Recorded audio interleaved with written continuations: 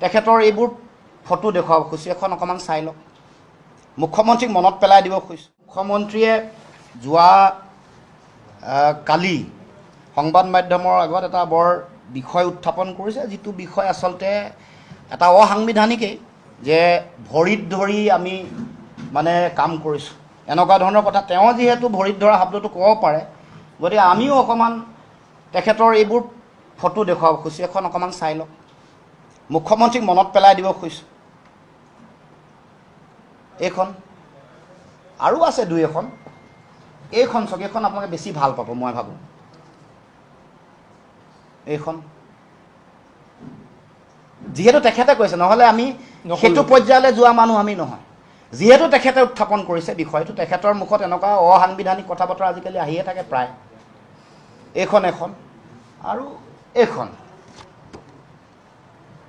গতিকে এতিয়া প্ৰথম কথাটো হ'ল যে ভৰিত ধৰাৰ যিটো কথা, প্ৰথমে ভৰিত ধৰি পিছত সুবিধা পালে পিছফালৰ পৰা চুৰি মৰাৰ যিটো প্ৰৱণতা, সেইটো অসমৰ মুখ্যমন্ত্ৰীৰ সহজাত প্ৰৱণতা। এইটো মজ্জাগত, এইটো তেওঁৰ মানে জিনত সোমাই গৈছে।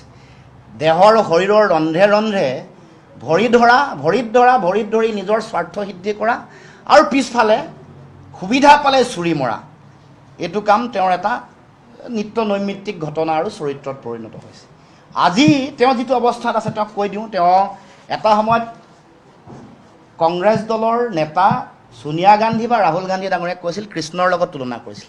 ক'ব নাপায় এইবোৰ কথা। কৈছিলে যে কৃষ্ণৰ চাৰিওফালে যেনেকৈ গোপীসকলে নাচি থাকে, মানে যিটো প্ৰেমৰ ঊৰ্ধলৈ গৈ যিটো আত্মা আৰু পৰমাত্মাৰ মিলন বুলি কয়, সেইটো কোনো বৈষয়িক কামনা বাসনা নাই। তেনেকৈ কংগ্ৰেছতো ৰাহুল গান্ধীৰ চাৰিওফালে তেওঁলোকে তেনেকৈ ঘূৰি ঘূৰি থাকে আৰু তেওঁলোকৰ প্ৰতি অগাধ প্ৰেম আৰু ভক্তি আছে। মই মনত পেলাই দিছোঁ তেওঁ কোৱা কথা, কোট আনকোট। গতিকে তেনেকৈ কংগ্ৰেছৰ মানে ৰাহুল গান্ধীৰ চাৰিওফালে তেওঁলোকৰ নেতাসকলে তেনেকৈ থাকে বুলি তেওঁ কৈছিল, আৰু তেওঁ তেনেকৈয়ে আছিল। আৰু তেনেকৈয়ে ছোনিয়া গান্ধী, ৰাহুল গান্ধী, তৰুণ গগৈ, তাৰ আগত হিতেশ্বৰ শইকীয়া, এইসকলৰ ভৰিত ধৰিয়ে আজি তেওঁ এই অৱস্থাত আহি পাইছেহি।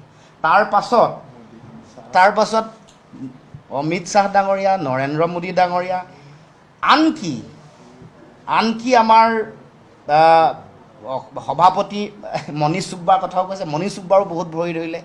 তাৰপিছতে বিজেপিৰ সভাপতি সিদ্ধাৰ্থ ভট্টাচাৰ্য ডাঙৰীয়া, ৰাম মাধৱ ডাঙৰীয়া, সকলোৰে ভৰিত ধৰি আজি গৈ ইয়াত পাইছে। গতিকে মুখ্যমন্ত্ৰীক সোঁৱৰাই দিব খুজিছোঁ, আপোনাৰ এই ইতিহাস কিন্তু মনত ৰাখিব। আপুনি যোৱাকালি কৈছে মোৰ ছবিখন আপোনাৰ চাবলৈ ভাল নালাগে। মই কৈছোঁ শুনক, আপোনাৰ মোৰ ছবি চাবলৈ এনেও ভাল নালাগিব, কাৰণ আপুনি ভৰিত ধৰিয়েই গোটেই জীৱন পৰিক্ৰমা ৰাজনীতি কৰিছে। মেৰুদণ্ড পোনাই থকা মানুহৰ ছবি দেখিলে আপোনাৰ এনেও লাজোৰ লাগে, দুখো লাগে। গতিকে আপুনি জীৱনত মেৰুদণ্ড পোনাই জীয়াই থাকিবলৈ শিকা নাই, জীয়াই থাকিব নোৱাৰে। মই অসম চিকিৎসা মহাবিদ্যালয় আৰু গুৱাহাটী চিকিৎসা মহাবিদ্যালয়ৰ শৈল যিসকল চিকিৎসক তেওঁলোকক কৈছোঁ যে অসমৰ মুখ্যমন্ত্ৰীৰ মেৰুদণ্ড আছেনে নাই অকণমান পৰীক্ষা নিৰীক্ষা কৰি চাব। আমি এটা নিৰ্দিষ্ট লক্ষ্যৰ উদ্দেশ্যলৈ দিল্লীলৈ গৈছোঁ। এইটো জাতীয় বিষয়, জাতীয় প্ৰশ্ন, অসম চুক্তি আৰু অসম চুক্তিক লৈ কৰা বিজেপিয়ে প্ৰতাৰণা। গতিকে আমি দিল্লীত এই কথাটো কোৱাৰ প্ৰাসংগিকতা যুক্তি নাই। বাস্তৱিক পৰিৱেশ পৰিস্থিতি অসমত কি কৰোণীয় আছে, কি প্ৰয়োজনীয়তা ইতিমধ্যে আমি বহুতবাৰ আমাৰ দলীয়ভাৱে কোৱা হৈছে, ৰাজহুৱাভাৱে কৈছোঁ।